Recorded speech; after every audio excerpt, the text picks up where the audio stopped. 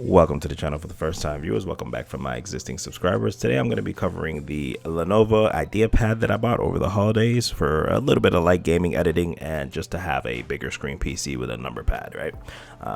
It's a 4K display. This is a video I've been talking about making for about 3.5 to 4 weeks now. Just never got around to it. It's been very busy, plus other topics have been more pressing. So for those of you wondering what's in this thing, it's 16 gigs of RAM. It's a 1 terabyte SSD. It is a GTX 1650 Max-Q, which is the more energy efficient, so lower clock rate, and then an i7 9700H. So I'll give you the good and I'll give you the bad about this laptop. The good is that it's fairly light for what's in it. The specs are on point. The screen quality is very crisp.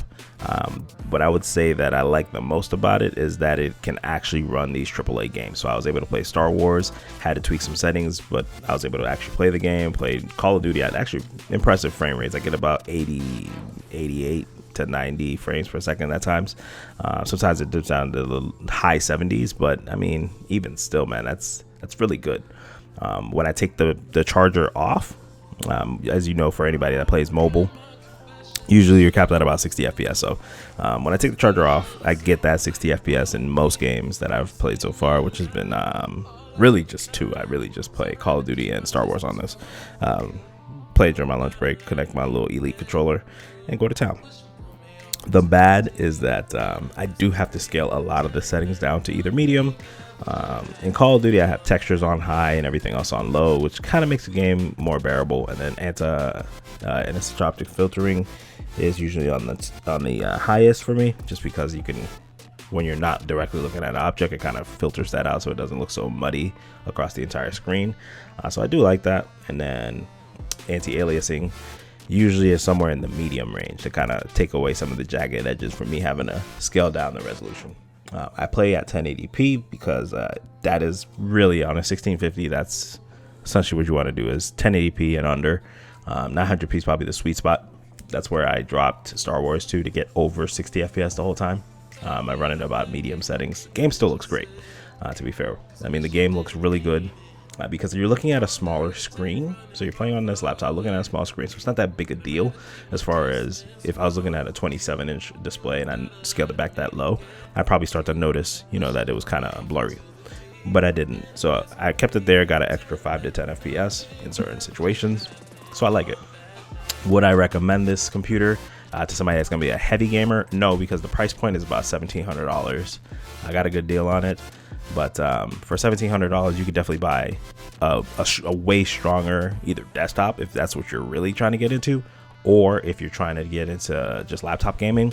I've seen cards with 1660 Ti's, which is a higher end card of what I have. Granted, the PC itself might not have the same like everyday user specs as this one, like a touchscreen that's 4K and things like that, but you can get away by paying like $1,400, so save like $300 and get a more powerful computer. So would I recommend this for the hardcore gamer? No. For the editors in the world, yes, I would recommend something like this because it does have a lot of space that's directly on the computer. So that 1 terabyte solid state, it has 2 Thunderbolt slots. So if you want to hook up a high-end SSD, or if you want to hook up to a dock and use it maybe as a desktop and shoot the picture over to something bigger, then yeah, you could do that. And it does have traditional USB. It supports fast charging, so when it's getting ready to die, you can throw it onto a charger, get about 80% of your battery back in an hour. I found that out on accident, by the way. When I was doing all my Windows updates, I was at like 25%, hooked it up, and then just kind of let it go to sleep, and it said fast charging. So that was a cool and pleasant surprise. But like I said, 40 editors, yes. For the everyday user, yes. If you're looking for a very powerful computer with a number pad, and you do want to run some games on it every now and then, you got to think maybe like the Razer Blade Stealth, right? That has a 1650 and very similar specs, but at the same time, that thing is $1,700.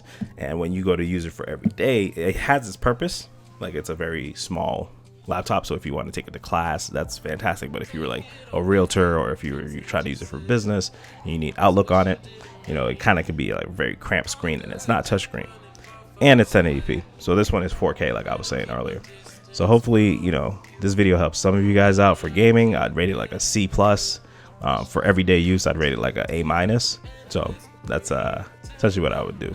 Also, it has a memory card, a micro SD card slot on the side, which is pretty cool. But yeah, that's my overall impressions of playing on this thing. It was pretty smooth, not amazing, especially coming from my desktop, which is an i7-9700K and a 2080. But you gotta be fair when you rate these things, so I can't really do an apples to apples comparison. Otherwise, I would say stay far away from it. But relative to what it can do, you know, it's essentially like an Xbox One X. I lied, maybe an Xbox One S when you're away. Sorry for the background noise, got a lot of stuff going on. Pretty much got to record these videos on the fly these days. But you guys stay up. I will catch you guys in the next video. Be easy.